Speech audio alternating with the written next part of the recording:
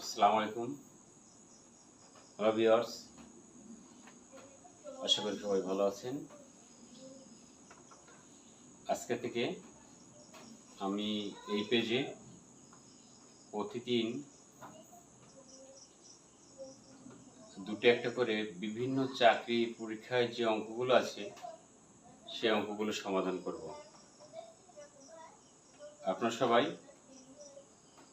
আমার পেজটা লাইক দেবেন, শেয়ার দেবেন, যেন সবাই এই পেজটা ফলো করে উপকৃত হয়। তাহলে শুরু করা যাক।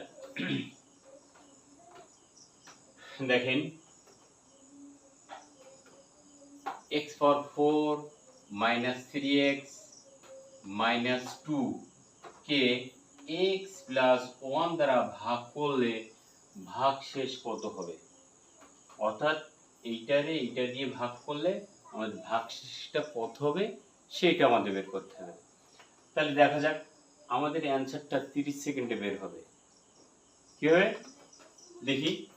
আমরা কি করব, প্রথমে এইটা x প্লাস 1 ইকুয়াল 0 লিখব। তারপর কি করব, x ইকুয়াল মাইনাস 1। তাহলে x এর মান কত পেলাম? মাইনাস 1। তাহলে এইখানে কি করব, x এর মান কি বসাবো? মাইনাস 1 বসিয়ে দেবো। দেখি, x এর মান বসাবো মাইনাস 1 পাওয়ার 4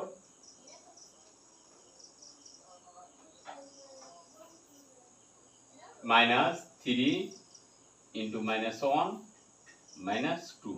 তাহলে কি হবে? সমান মাইনাস 4 বার গুণ করলে প্লাস হয়ে যায়। মাইনাস 4 বার গুণ করলে প্লাস হয়ে যায়। অর্থাৎ মাইনাস জোড় সংখ্যক বার গুণ করলে প্লাস হয়। যেমন মাইনাস যদি 2 বার গুণ করলে প্লাস হবে, 4 বার গুণ করলে প্লাস হবে, 6 বার গুণ করলে প্লাস হবে, তারপর 8 বার গুণ করলে প্লাস হবে। কিন্তু মাইনাস যদি বিজোড় সংখ্যক বার গুণ করি, অর্থাৎ একবার গুণ করলে মাইনাস, 3 বার গুণ করলে মাইনাস, 5 বার গুণ করলে মাইনাস, 7 বার গুণ করলে মাইনাস। ঠিক আছে? তাহলে আমরা মাইনাস 4 বার গুণ করলে কি থাকে? প্লাস হয়ে যায়। তাহলে প্লাস আর দিলাম না। 1 4 বার গুণ করলে কি হয়? 1 থাকে। তারপরে মাইনাস, আমাদের এখানে একটা মাইনাস 1 হবে। তাহলে কি হবে?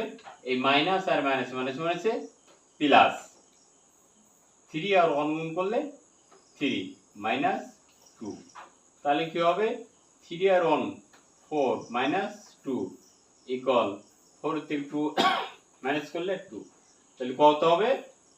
2 হবে। আমাদের উত্তর হবে কোনটা? এটা। তাহলে এইটারে x প্লাস 1 দ্বারা ভাগ করলে ভাগশেষ কত থাকবে? 2 থাকবে। আশা করি সবাই বুঝতে পারছেন। এটা নিজে চেষ্টা করবেন।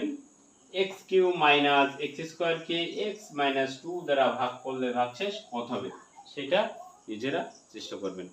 আশা করি সবাই বুঝতে পারছেন। আমি প্রতিদিন এই টেস্ট থেকে চাকরির পরীক্ষার অঙ্ক সমাধান করার চেষ্টা করব। আল্লাহ হাফেজ।